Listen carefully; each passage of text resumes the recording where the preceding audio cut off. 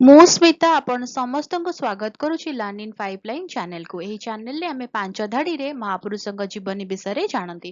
ଯେତେବେଳେ ପାଞ୍ଚ ଧାଡ଼ିରେ ଜାଣନ୍ତି ଅଧିକା ଜାଣିବାକୁ ଇଚ୍ଛା ହୁଏ। ଯଦି ଅଧିକା ଜାଣିବାକୁ ଇଚ୍ଛା ଅଛି କମେଣ୍ଟରେ ଜଣେଇବେ। ଆମେ କ'ଣ କରିବା ନା 10 ଧାଡ଼ି 15 ଧାଡ଼ି ବା ଲମ୍ବା ଏସେ ମହାପୁରୁଷଙ୍କ ବିଷୟରେ ନେଇକି ଆସିବା। ତାହେଲେ ଆଜିର ଭିଡ଼ିଓରେ ଆମେ ଜାଣିବା ଆଉ ଜଣେ ମହାପୁରୁଷଙ୍କ ଜୀବନୀ ମାତ୍ର 5 ଧାଡ଼ିରେ। ନଟବର ସାମନ୍ତରାୟ ଜଣେ ଓଡ଼ିଆ ଲେଖକ ଏବଂ ସାହିତ୍ୟକ ସମାଲୋଚକ ଥିଲେ। ତାଙ୍କର କିଛି ଜଣାଶୁଣା ସାହିତ୍ୟିକ ଐତିହାସିକ କୃତି ହେଉଛି ଓଡ଼ିଆ ସାହିତ୍ୟର ଇତିହାସ।